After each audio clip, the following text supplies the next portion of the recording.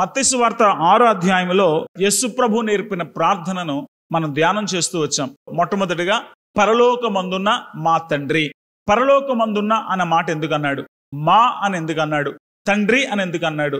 ఇవి ఆలోచన చేస్తూ వచ్చాం. దేవుడు ఎవరో ఆయన గుర్తించి గణపరచడం మొదటి లైన్ లో ఉంటే, రెండవ లైన్ లో నీ రాజ్యం వచ్చునుగాక అంటే దేవుని రాజ్య పాలన, దేవుని రాజ్య స్థాపన జరగాలి అనే ఆకాంక్ష, దేవుడు మాత్రమే పరిపాలించాలి అని కోరుకునేటువంటి ఆ తత్వం ఆ రెండవ లైన్ లో కనపడుతుంది. నీ చిత్తము పరలోకమందు నెరవేర్చినట్లు భూమి యందు నెరవేర్చబడునుగాక. ఈ మూడు కూడా దేవునికి సంబంధించినవి. తండ్రి, పరలోకంలో నీ ఇష్టం ఎలా జరుగుతుందో, నీ మాటకు ఒక్కళ్ళు కూడా ఎలా జవదాటకుండా ఎలాగైతుందో, అలాగే నీ చిత్తము భూమి మీద మా మధ్యన కూడా నెరవేరాలి అని కోరుకోవడం అన్నమాట. ఈ మూడు విషయాలు దేవుడికి సంబంధించినవి అయితే, 4వ అంశం దగ్గర నుండి మనకు సంబంధించినవి మొదలైనవి. మా అనుదిన ఆహారము నేడు మాకు దయచేయము. ఈ మాటని మనం అర్థం చేసుకోవడానికి ప్రయత్నం చేద్దాం. అనుదిన ఆహారము మనకు దయచేయమని ప్రార్థన చేయాలా? అనుదిన ఆహారము కనీస అవసరత కదా, అది కూడా పరలోకపు తండ్రి ఇవ్వడా? అనుదిన ఆహారం కోసం ప్రార్థన చేయడం ఏంటి వెటకారంగా? అనుదిన ఆహారం కోసం మనం బయటికి వెళ్ళి కష్టపడాలి. ఇదిగో మన ముందు చెట్లు ఉన్నాయి, వెళ్ళి తగినటువంటి ఆ యొక్క పళ్ళు ఫలహారాలు కోసుకోవాలి.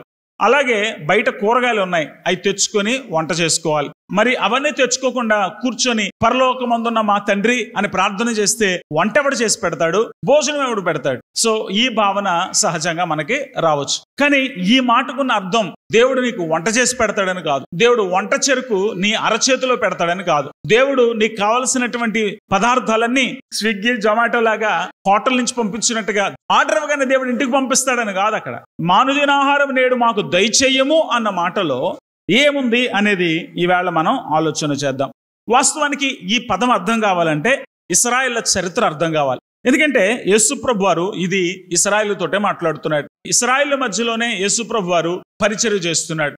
బైబిల్ గ్రంథం ఈ ఆహారం గురించి ఏం చెప్తుందో, అసలు ఈ పదానికి వెనకున్న చరిత్ర ఏంటి అని మనం కనుక ఆలోచన చేస్తే యేసుప్రభు ఈ మాట ఎందుకు అన్నాడో మనకు తెలుస్తుంది.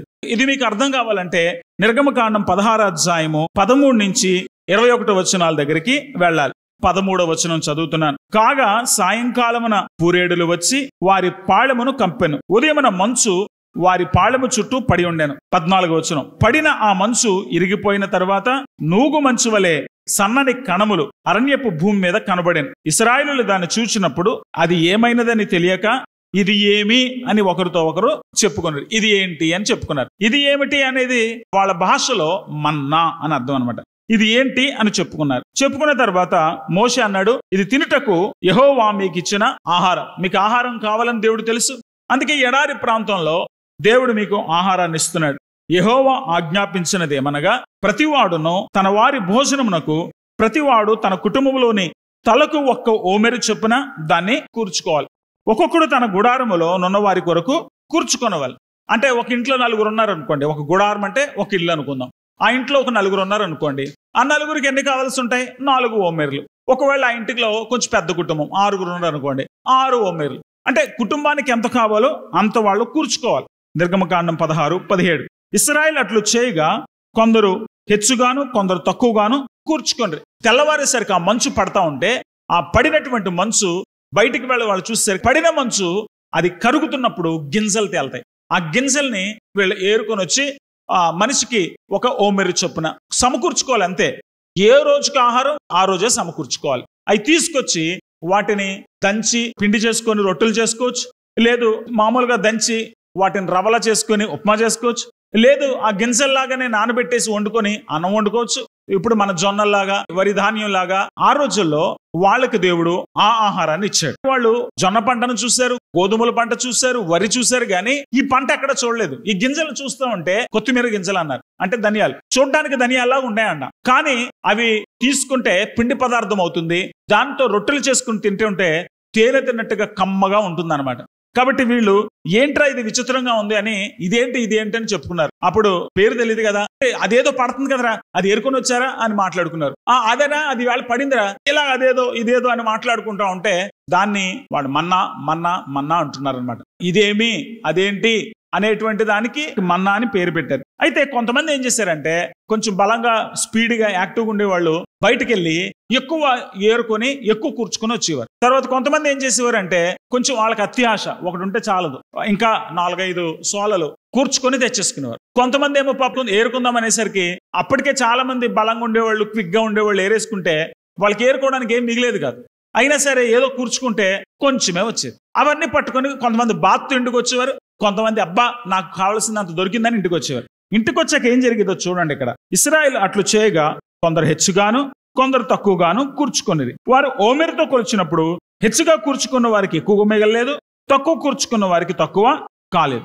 వారు తమ ఇంటి వారికి భోజనముకు సరిపడగా కూర్చుకొనిరి. ఇంటికి వచ్చిన తర్వాత ఓమెరుతో కొలతేసారు. ఎక్కువ తెచ్చేసుకున్న వాడికి ఏమో ఎక్కువ మిగిలిపోలేదంట. నేను ఇంత తెచ్చుకున్నాను, ఇవాళ నాకు కడుపు నిండా తినడానికి ఉందో లేదో అని బాధపడే వాళ్ళకి కూడా అంతే మిగిలిందంట. మనకు అర్థమవుతున్న విషయం ఏంటి?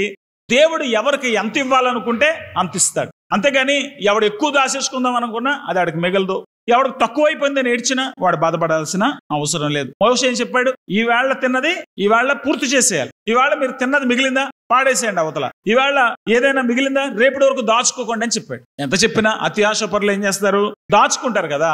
ఎడారిలో ఉన్నాంరా, రేపు ఉంటుందో ఉండదో, అయినా మనకి మిగిలింది కదా అని వీళ్ళు అది దాచుకునేవారు. దాచుకున్నది ఏమైంది? 20 వచనం. అయితే వారు మోషే మాట వినక కొందరు ఉదయం వరకు దానిలో కొంచెం మిగిల్చుకొనగా అది పురుగు పట్టి కంపు కొట్టెను. మోషే వారి మీద కోపపడగా 21 వచనం చదవండి. వారు అనుదినము ఉదయమున ఒక్కొక్కడు తన ఇంటి వారికి భోజనమునకు తగినట్టుగా కూర్చుకొనిరి. ఎండ వేడిమికి అది కరిగెను. అనుదినము కూర్చుకోవాలి. అనుదినము కూర్చుకునే పని దేవుడు వాళ్ళకి పెట్టాడు. 365 రోజులకు కావలసిన ధాన్యం మనం సంచుల్లో వేసుకొని ఇంట్లో దాచుకున్నట్టుగా దేవుడు అది ఇవ్వలేదు. అలాగా మన ధాన్యం నిలబెట్టుకోవచ్చు, కానీ దేవుడిచ్చేది నిలబెట్టుకోవడం కుదరదు. ఎందుకంటే దేవుడు ఇస్తాడు. మళ్ళీ ఆయన ఇవ్వాలనుకున్నప్పుడు, ఆయన ఇస్తున్నప్పుడు ఆయన మళ్ళీ ఇస్తాడు. దేవుడిచ్చేది ఒక్కసారే ఆగిపోదు. దేవుడు అనుదినము మీ భారము భరించే దేవుడు, అనుదినము మీకు ఆహారం అనుగ్రహించే దేవుడు. దేవుడికి మన సంగతి బాగా తెలుసు. ఇప్పుడు యేసు ప్రభు కూడా అదే రకమైన బోధ చేస్తున్నాడు. అక్కడ ఏమని ప్రార్థన మొదలు పెట్టించాడు యేసయ్య? పరలోకమందున్న మా తండ్రి అని ప్రార్థన చేయండి. ఆయన మీ తండ్రి అయినప్పుడు మీ అవసరాలు తీర్చడం ఆయన కనీస బాధ్యత. ఆ తండ్రికి మీ అవసరాలు తీర్చడం తెలుసు. ఎందుకంటే 5వ అధ్యాయము 45వ వచనంలో ఆయన చెడ్డవారి మీదను మంచి వారి మీదను తన సూర్యుని ఉదయింపచేసి నీతిమంతుల మీదను అనీతిమంతుల మీదను వర్షము కురిపించుచున్నాడు. ప్రతి దినము ఆయన ప్రజలకు ఏం కావాలో అవి అనుగ్రహిస్తున్నాడని మత్తయి సువార్త 5:45-48 వచనాలు తెలియజేస్తున్నాయి. దేవుడికి మన కనీస అవసరతలు తీర్చడం తెలుసు. మన కనీస అవసరాలు తీర్చడం ఆయన బాధ్యత. ఆయన అది మనకు సమృద్ధిగా అనుగ్రహిస్తున్నాడు. అపోస్తుల కార్యములు 14వ అధ్యాయంలో 15వ వచనం. అయ్యలారా, మీరెందుకు ఇలాగూ చేయుచున్నారు? మేము కూడా మీ స్వభావం గల నరులమే. మీరు ఈ వ్యర్థమైన వాటిని విడిచిపెట్టి ఆకాశమును భూమిని సముద్రమును వాటిలో ఉండి సమస్తమును సృజించిన జీవగల దేవుని వైపునకు తిరగవాలని మీకు సువార్త ప్రకటించున్నాం. దేవుడు ఎవరు అంటున్నాడు? 17వ వచనం. అయినను ఆయన ఆకాశము నుండి మీకు వర్షమును ఫలవంతమైన ఋతువులను దయచేయచ్చు, ఆహారం అనుగ్రహించుచు ఉల్లాసముతో ఆయన మీ హృదయాలు నింపుతున్నాడు.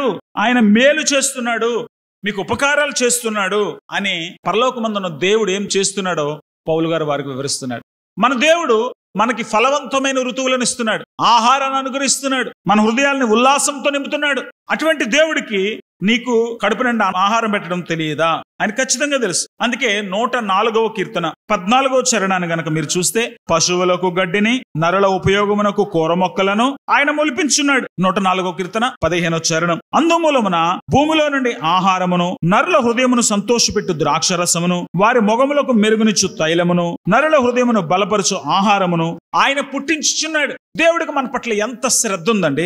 దేవుడు మన పట్ల ఎంత మంచి ఆలోచన కలిగి ఉన్నాడు. ఆయన మనకు కావలసినటువంటి ఆహారాన్ని ఇస్తాడు. అందుకే ఫిలిప్పీ పత్రిక 4:4-7 వచనాలు, మీరు దేవునిపై ఆధారపడండి, మీ అవసరాలు దేవుడు తెలియచేయండి అంటాడు.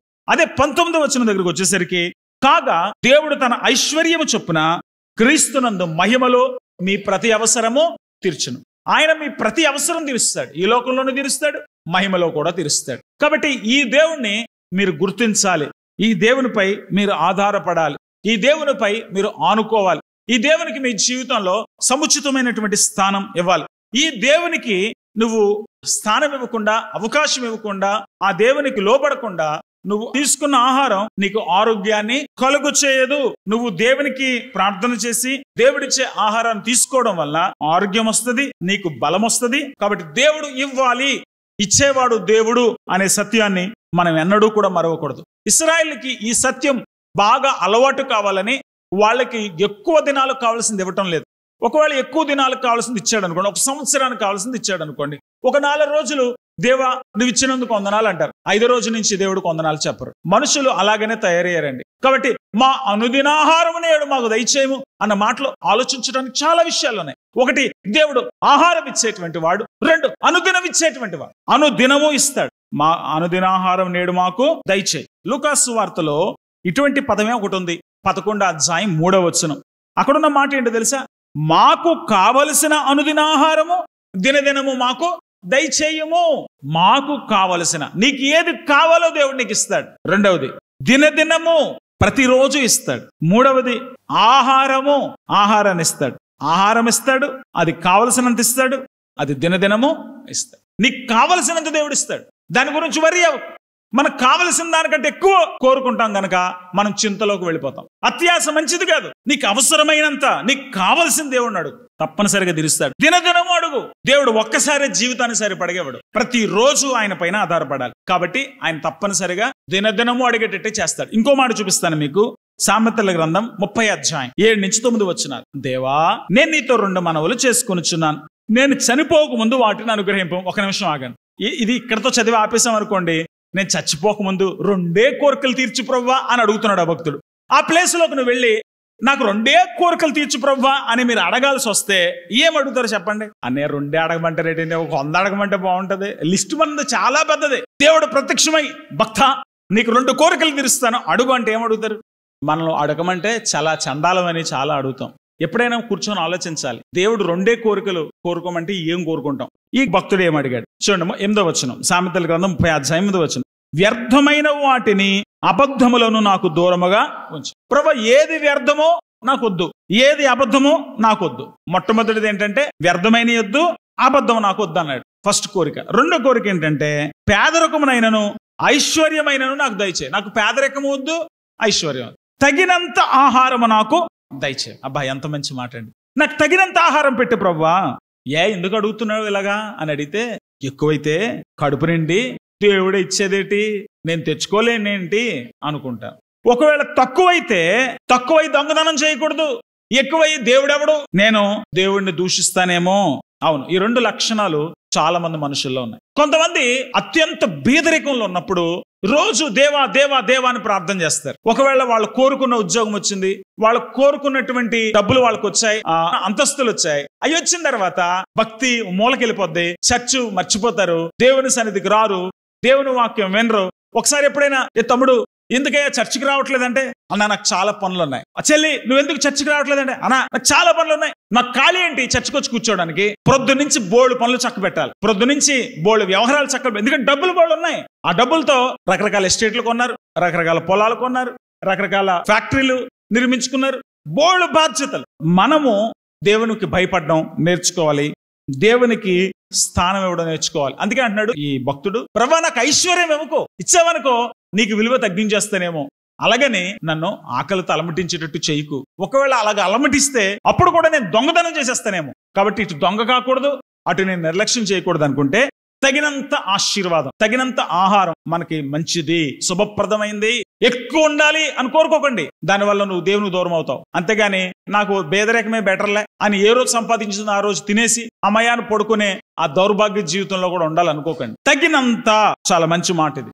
కాబట్టి ఇక్కడ ఎన్ని విషయాలు ఉన్నాయి? నీకు కావలసిన ఆహారం ఇస్తాడు, అనుదినము ఇస్తాడు, తగినంత దేవుడు నీకు అనుగ్రహిస్తాడు, ప్రతి అవసరం కూడా ఆయన తీరుస్తాడు.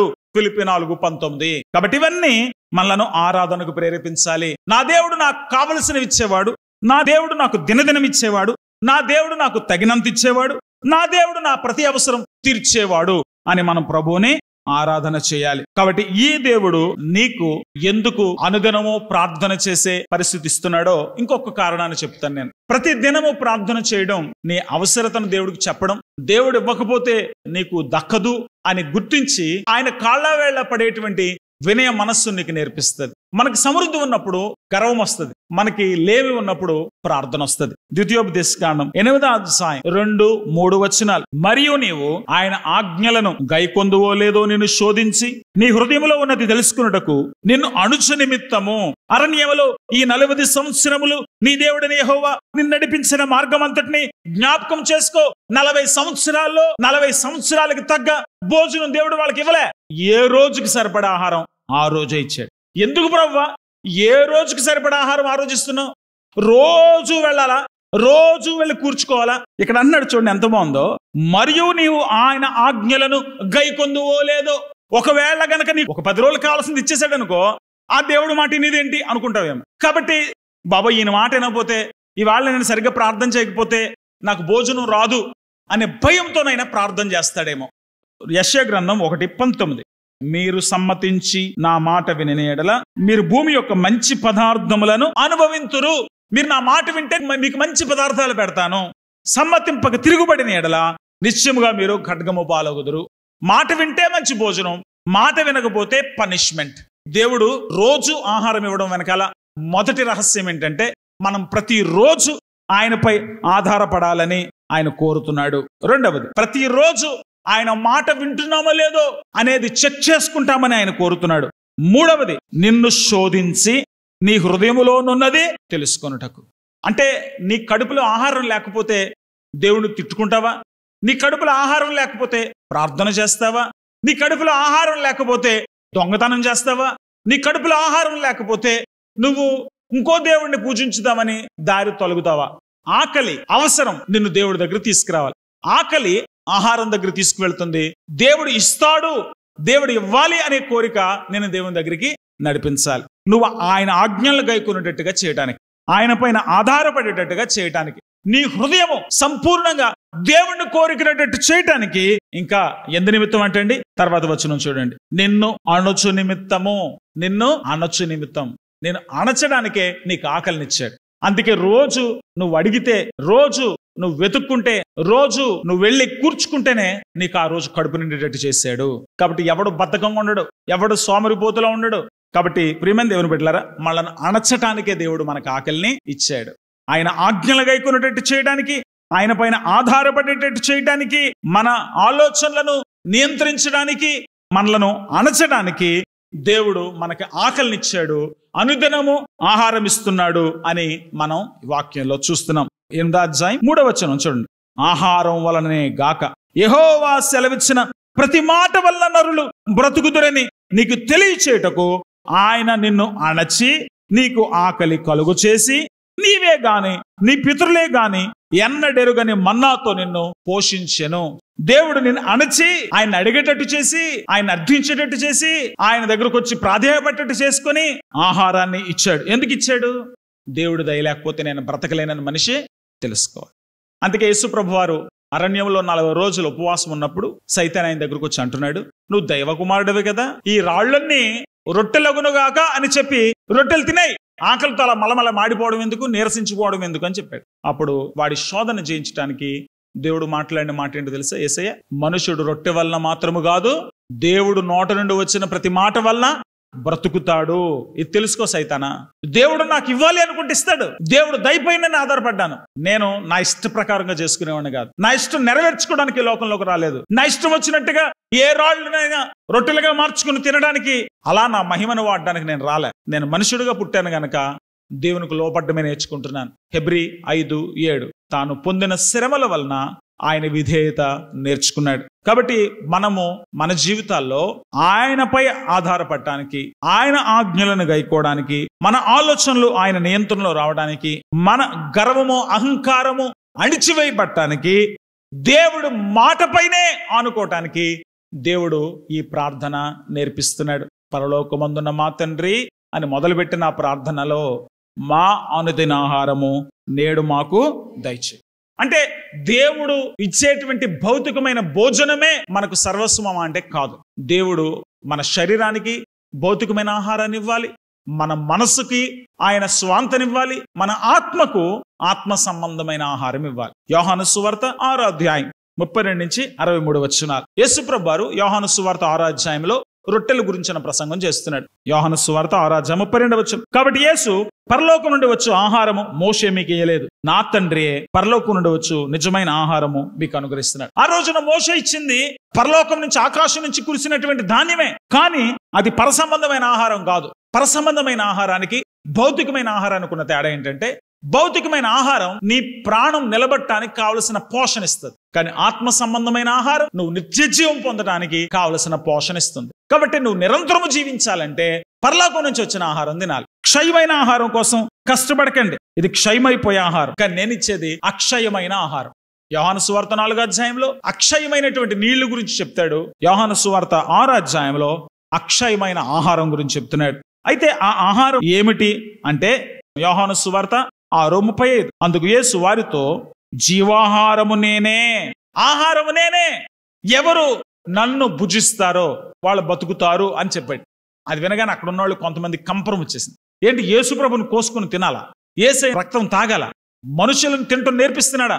నరమాంస భక్షకులుగా చేద్దారనుకుంటున్నాడా? క్యానిబల్స్ గా చేయాలనుకుంటున్నాడా?